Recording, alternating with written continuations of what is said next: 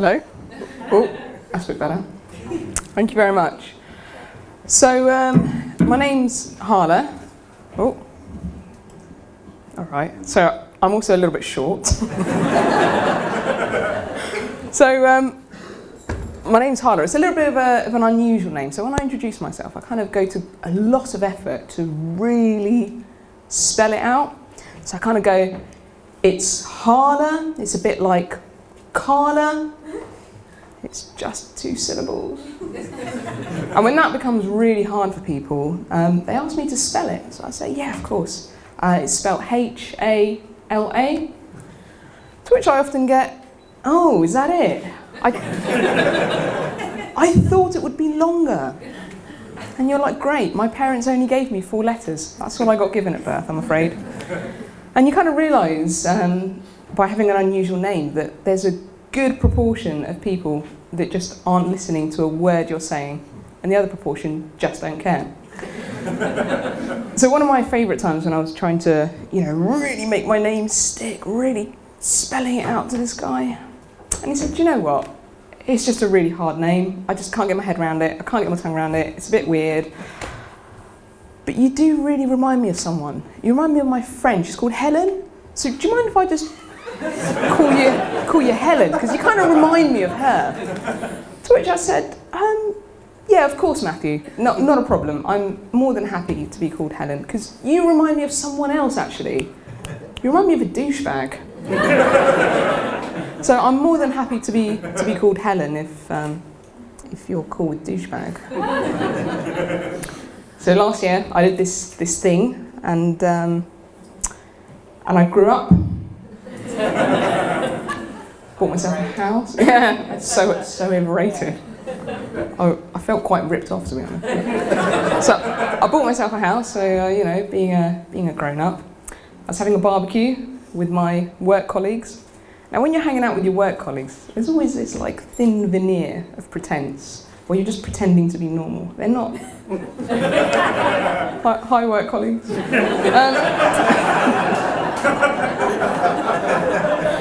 So there we were, having a nice barbecue, all pretty civilised, a few drinks, all very nice. Then I heard a knock at the door, and there were these 3 adorable little girls, about 7 years old, asking me if I wanted to buy some pink lemonade.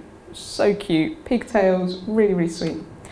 Now, my gut reaction when I see a bunch of 7-year-olds is, fuck off.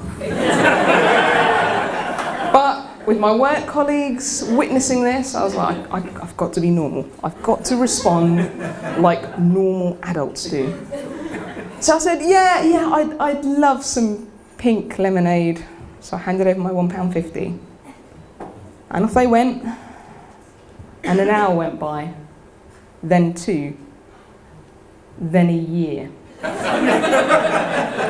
The little buggers had robbed me in broad daylight. Still waiting for my lemonade. I studied politics at uni, and I've always thought of myself as pretty good at debating, but I foolishly entered into a debate with a vegan last year. So silly. And he asked me why I thought it was justifiable that I was, murdering and eating sentient beings. I thought, shit. I thought, I've got a really good counter-argument for this. Pastrami sandwiches. Really nice New Yorker sandwiches. I felt like my argument was a little bit thin.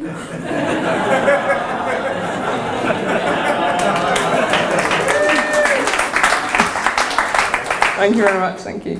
So in a way to redeem myself, I thought I'd give veganuary a go. Yeah, it's 2 words. You take the most miserable month of the year. You remove the only things that make it pleasurable, such as cheese and meat. And you've got veganuary. So I signed up to it. I was like, right, I'm going to give this a go, see how, how it might feel to live ethically. So I gave it a go.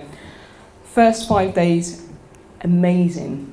I was just dining out on just this moral smugness. I was walking around for 5 days, I'm like, this is amazing. I'm living, I'm one with nature, I'm thinking about the bees and not torturing them. I was flying high. But then day 7 came around and I was so hungry. I was so miserable. I was sat at home alone and my cat walked in. And I was just looking at this cat and I was like, I could just eat this right now. I could just eat this with some piri-piri sauce. And in my head I was having this conversation. I was like, why don't I eat the cat? It's just like chicken, right? A chicken is someone else's pet. It just so happens that this particular cat is my pet. So surely it would be immoral of me to not eat it. Yeah, I don't have a cat anymore. So, as part of being a grown-up, I've developed this habit of just being angry first before finding out what the facts are. So back in my 20s, I would go to such lengths. I would read various newspapers to make sure I wasn't, consuming biased news and, really went to such lengths. Nowadays, I'm in my 30s, I'm just like, yeah, whatever. So the other day I was mid-shower and the water cut out. I was so scared. I had no idea what was happening. Completely and utterly freaked out. So what's happening? Where's the water gone? It's completely out. So I did that very grown-up thing and called my mummy. I was like, Mum, what's happening? The water's cut out. I was midway through my shower and it's out. I don't know what's happening. What's going on? She said, Hala, have you not seen the news? I was like, no, I haven't seen the news. That's why I'm calling you. Tell me, what's happening? So, Hala, you need to watch the news more. I was like, why do I need to watch the news? You're my personal media agency who I can call up. You're going to give me targeted, tailored, bespoke messages in bite-sized chunks. Why would I want to go to a generic source like the news? So he's like, look, Hala, I'm in the middle of something. It's the big thaw. It's the big thaw. It's been all over the news. It's happened nationally. It's the big thaw.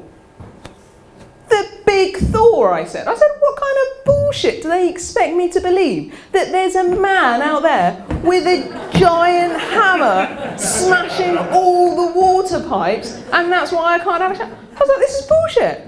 Do you know how much I pay a year for my train pass to London? £5,000. The next thing they're going to tell me is that the 6:52 to Victoria has been cancelled because Poseidon has stirred up the sea. £5,000 I pay for these fairy tales. I was so angry. I couldn't get it. I was seething. I was raging. And a couple of weeks later, I actually read the papers. And it was kind of like the big thaw is in freeze and thaw. I thought, now that makes sense. Thank you very much, guys. I've been Hala.